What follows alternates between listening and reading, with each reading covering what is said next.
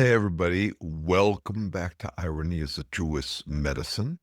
Linguist Noam Chomsky is famous for having introduced to a problem. Grammar is too complex to learn by simple behavioral conditioning. This problem so wowed researchers that decades later, we're still laboring under the ridiculously simplistic solution he bundled with the problem. By evolutionary accident, humans gained a fully functional grammar module.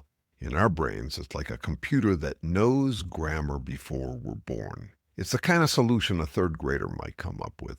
And there's never been any evidence for it. But there you go. Problem posed, problem solved. Patly, wrongly, but before the problem caused any trouble. It's a standard rhetorical move, popular with influencers of all kinds, and understandably so. Here, let me show you what it's like to swoon over such a problem-solution package deal. I'm curious, in part because I'm looking to be influential myself. I like to impress people with what I know. So I look around for two kinds of people, the folks I can influence or the folks who, if I listen to them and learn their act, it will make me a more impressive influencer. I have to decide who I can influence and who I should be influenced by, so I can be a more successful influencer. Along comes this influencer announcing a problem. I've got a few options. I can say they're wrong, it's not a problem, and I don't need to listen to them. Or I can listen to them so I can go out and influence people, impressing them by introducing them to a problem. But that's not nearly as impressive as I'd be if I could introduce them to a problem and the solution, the way this influencer did with me. I was so impressed with them for spotting the problem that they've got my vote for having solved it. It's like the old marketing adage, find a need and fill it. Or if there's no need, create one and fill it right away. Problem solution. If you're going to announce a problem, you'll want to have a solution to it in the same breath because folks don't like being left hanging. Influencers of all kinds typically introduce problems packaged with solutions, usually wrong but impressive to those who need pat answers ASAP. Our favored options are to deny that there's a problem or solve it right away. Either ignore a problem or admit to it, but only packaged with a pat solution. Either that or despair, which is another kind of solution. Ignore the problem, solve it right away, or declare it unsolvable. The paths of least resistance and most insistence. Detour around just sitting with the problem. Okay, now, in a similarly stupid vein, Trump woke people up to their grievances and filled their heads with the idiotic MAGA solutions. He made clear that there was a problem and offered an immediate solution. In this respect, he's like Noam Chomsky with his declaration of a problem and instant solution to it. It's equally ridiculous, but very attractive.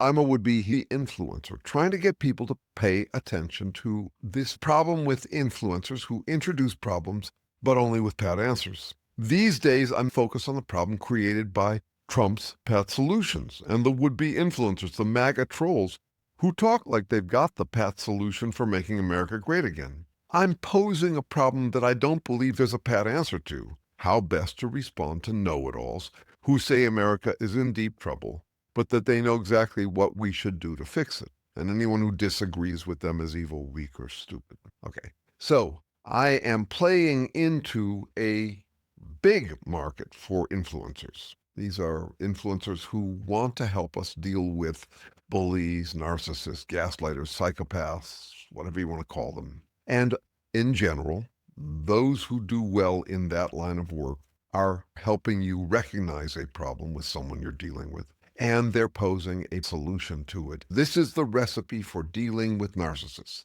That is what sells in the influencer market. I'm arguing that it's very hard to know what to do with such people. I'm posing a problem but not offering a quick resolution to it. And I hear from people who provide a few resolutions. I hear from people who say it is a problem but solvable either of three ways. One is you fight them tooth and nail. You don't give an inch to a narcissist. Another is you accommodate them, you humor them, you let them fuck around and find out. And another is that there's no talking to them, that it's futile. You can't make any progress with them. All of those are pat answers, and I'm saying none of them are sufficient. I'm trying to pose a problem and leave it out in the air, in the open, for people to actually struggle with more. Now, I can understand why people would look at a problem like this, the one that I'm dealing with, the one that we're dealing with if you're talking with me about narcissists, gaslighters, psychopaths, a-holes, whatever you want to call them. I'm trying to get people to focus on the problem itself. And in general, a lot of people are simply trying to resolve it quicker than I am. Resolve it to, well, this is the one way to do it, or it's not a problem, or it's a problem that can't be solved. And there's plenty of evidence that it can't be solved. I hear from people all the time who say, yeah, your solution won't work. I'm operating on the assumption that nothing we try with a narcissist is likely to work because their primary goal is to make sure that nothing works. The appetite that they have is for declaring a solution and adding drama to it by declaring a crisis that needs solving. Find a need and fill it, or if there is no obvious need, then make one up and then fill it. That's how you come across as heroic. So I'm in this bind about it, and I think there's plenty of evidence that we can't solve it. Not just what I described there, but also historically. Think of how many tyrant, evil dictators there have been throughout history. Think of how many people have died, how much problem there has been caused by all of these tyrants throughout history. Notice that we're not getting any better at resisting them. We don't have the appropriate antibodies to them. We seem to be, as a species, a-hole magnets. We're drawn to them. We keep on electing them, one after another. And we also keep getting distracted by whatever plumage they're wearing, whatever ornamentation they come with.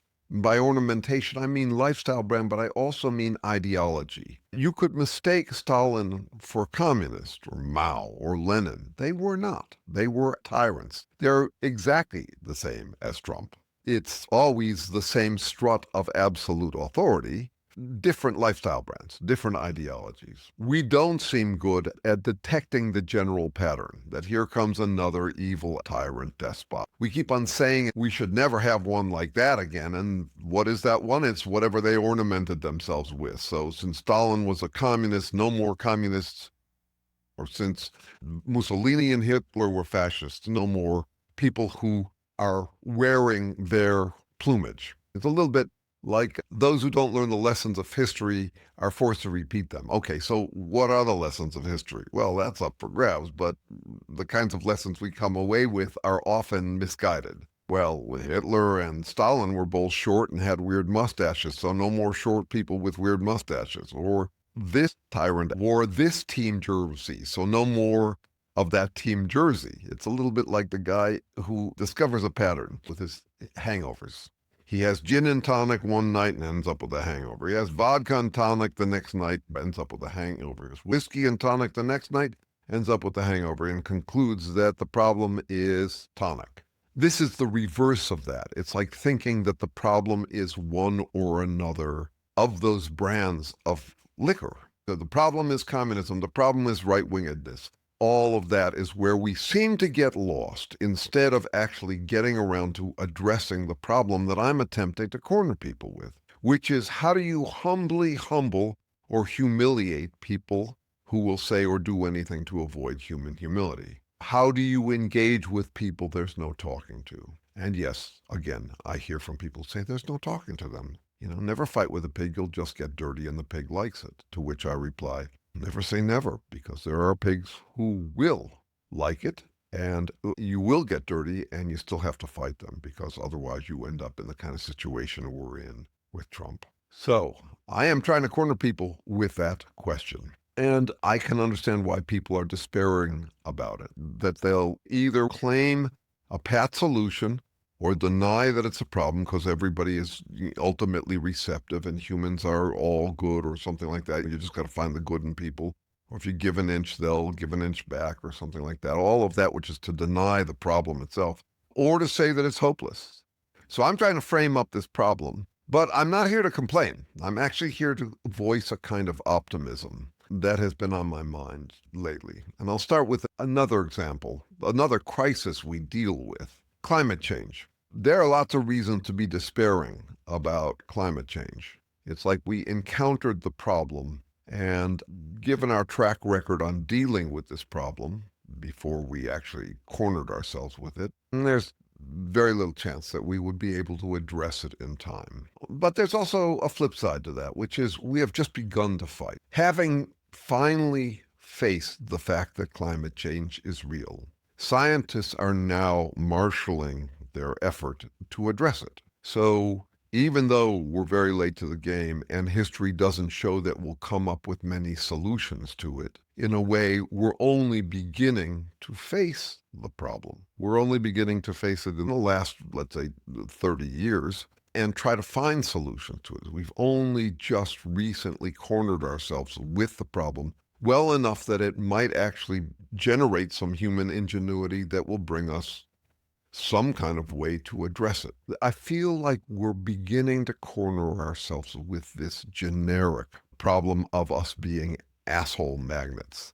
The problem with one after another generic tyrants coming down the pike and people being suckered into it.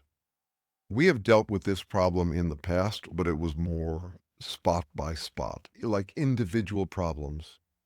Try this out. There's this alcoholic who doesn't admit that he's an alcoholic and therefore isn't managing the problem at all. He will tell you about this or that mishap, saying, I'm not an alcoholic, but yeah, I did go on a binge that time, but that was a one-off. Then I went on another binge. There was that other binge. Yeah, but that was also an exception. I'm not an alcoholic. So think about that kind of approach as it would come up in dealing with tyrants. Yeah, people are generally good, and, the arc of the universe is bending towards justice and all that sort of hopeful stuff. And yeah, there have been some lapses. We've had some bad tyrants here and there. You had Hitler and Mussolini and Stalin, like a trifecta of a fuck-up in the middle of the last century. That was a binge, and we're over that. I'm suggesting that there's reason to be optimistic if we can finally corner ourselves with the problem of how to humbly humble or humiliate humans who will say or do anything to avoid human humility. That it's a generic problem. It's not little isolated incidents, but a generic problem for humankind at all scales. Whether we're talking about a despot who takes over an empire, or we're talking about a jerk at work or at home, it's the generic problem. And so I'm actually kind of optimistic that if we can corner ourselves with it and avoid the cynical despair as a pat answer, if we can avoid the pat answer like this is always how you deal with those people, it always works, if we can recognize that it's a real problem and it doesn't have great solutions yet and may never, but still, if we can roll up our sleeves and engage in what I'd consider a fruitful exercise in potential futility. I don't know that there's a way to deal with people who want to make sure that nothing you do influences them. The definition of an absolutist is someone who is influenceable by anything. They are completely convinced they're right.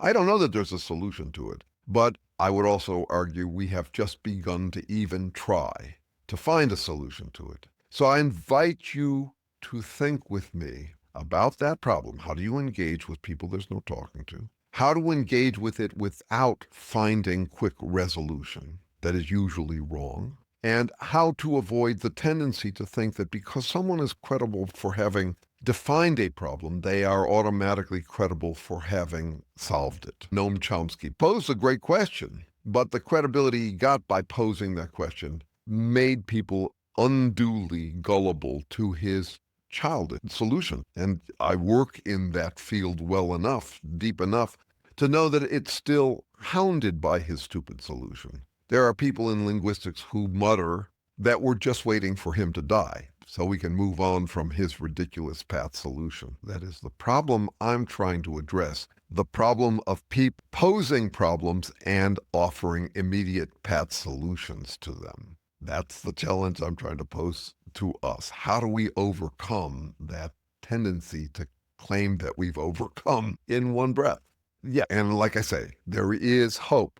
that we could do better, because if we stop paying attention to the lifestyle brands and ideologies and ornamentation and plumage that the different asshole despots wear, we actually might be able to solve that problem. Just like if we finally corner ourselves with the problem with carbon emissions and climate change, we might be able to come up with better solutions than we did before we admitted that it was a problem. So there you are, a problem with problems that come accompanied with pat solutions and the ironies around that. Thanks for listening. See you next time.